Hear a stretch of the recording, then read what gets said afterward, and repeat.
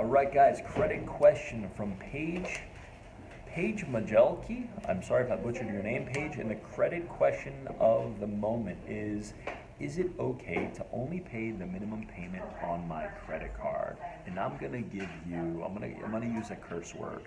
Hell no.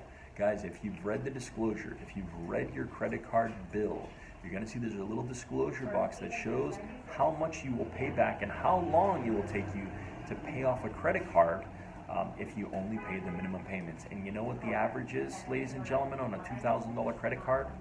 18 years. 18 years because you bought a Coke. That's insane.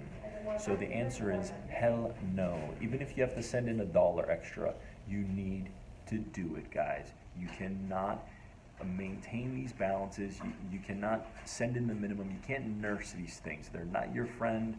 If you have too many credit cards where you have to list them out on a spreadsheet, you've got a problem. You cannot organize credit card debt. It's debt. It's the devil. Get away from it ASAP.